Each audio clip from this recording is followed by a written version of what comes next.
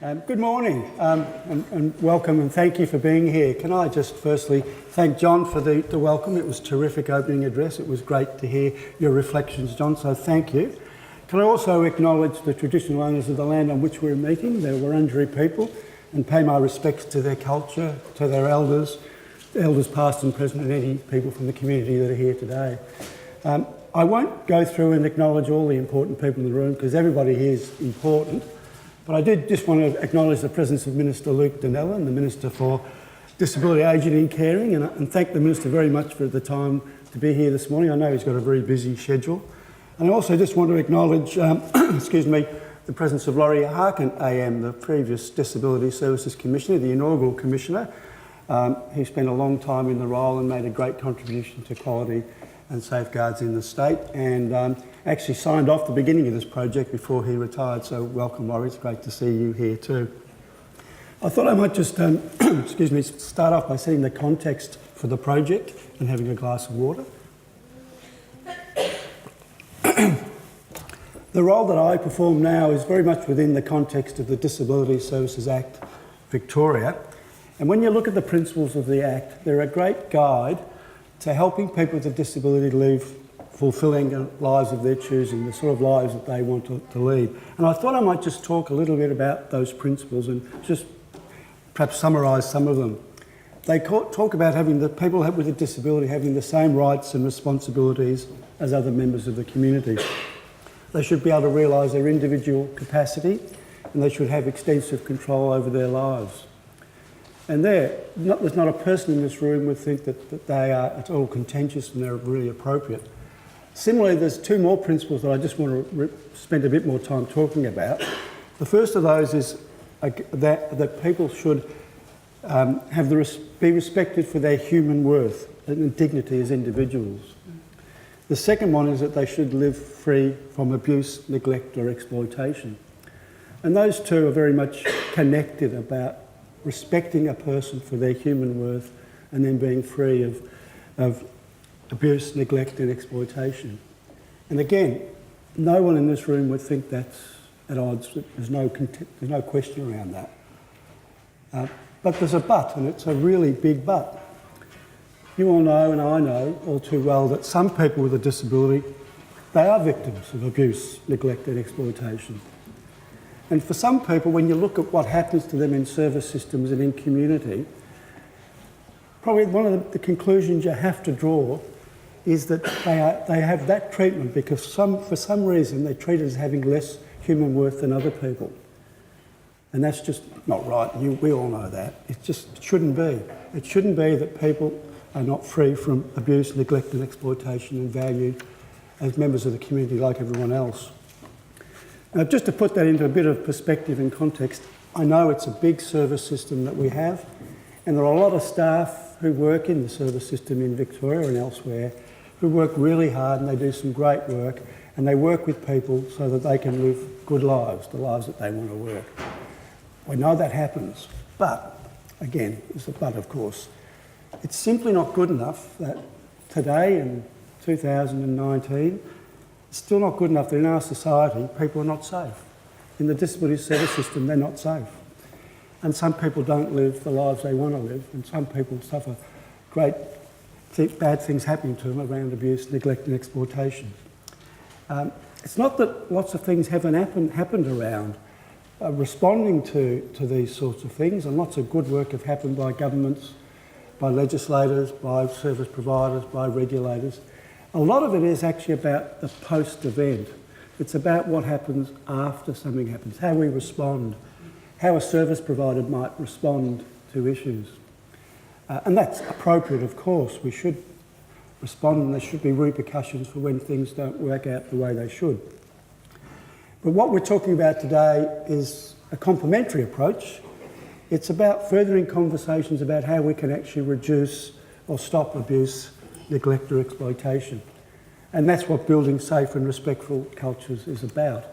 It's about prevention, which we all know is better than cure and better than restoration. It's about approaches that have been talked about for some time and still do happen in disability, but I don't think enough of it a balance of approaches is taken between prevention and restoration. And it was one of those things that the Victorian Parliamentary Inquiry into Abuse of People with Disability talked about. And I'm sure it's going to be one of the things that the forthcoming Royal Commission will think about as well. So we're talking about prevention today, and I want to give you a bit of an outline of the project that we're here to hear about today, which is a really exciting and great project. This goes back a little while, so staff in the Disability Service Commissioner's Office asked La Trobe University to undertake a literature review around best practice supports in disability services for the prevention of abuse. We thought it was going to be a big literature review, but in fact we discovered there wasn't a lot of research here or overseas around this area. There is some, but not as much as we thought there would be. Then the staff in the Disability Commissioner's Office invited Peter Oakes, Dr. Peter Oakes from the University of Hull in the UK, to an inaugural forum which was held in 2017 to talk about some of his previous work that he did, or his previous research that focused on observing what was happening in disability services, the things that might be happening that would need a conversation and that might need some action around to stop it from happening. We're also very fortunate to have Southern Cross University and the University of Melbourne bring their expertise to the project.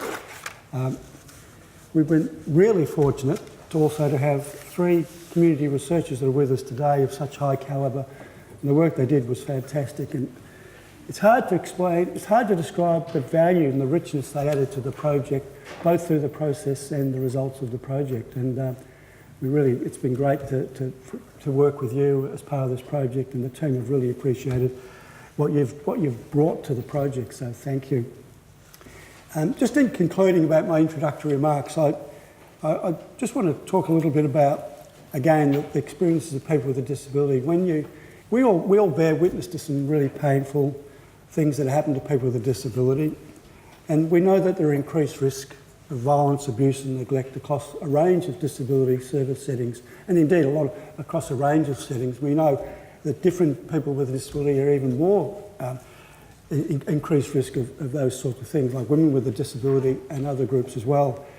It's really important, as you know, that we listen to their lived experience, because there's nothing more valuable than listening to their lived experience and encourage them to speak up before things get worse. And there's some great language and information in the report.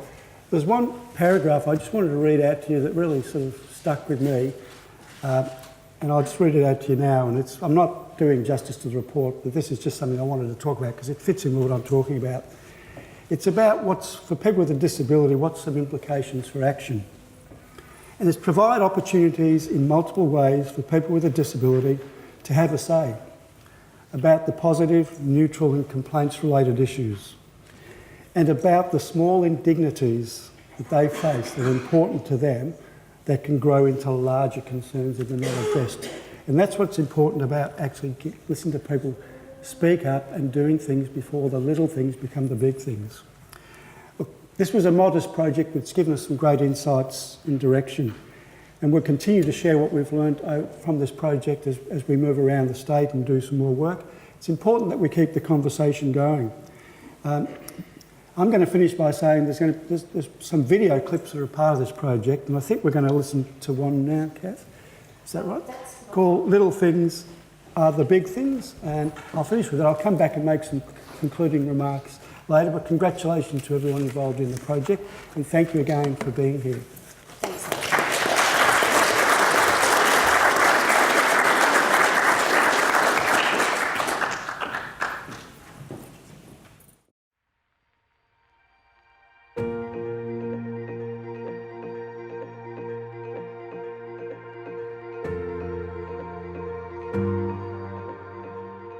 What might be little to a staff member is a big thing to a person with a disability. You had an experience where something was so trivial to a staff member but huge for you. When I first acquired my brain injury, I was in hospital for about 5 months. And when it was time to be fed, our nurse would come in and the food was always hot, and she would shove the food in my mouth so quickly that I didn't even have time to chew. She couldn't even be bothered to check the temperature. So it was boiling hot and it did burn me. When she fed me, she used a fork and would stab the top of my mouth. I was just newly disabled, and I thought, wow, this is what my life is going to be like. It was so scary.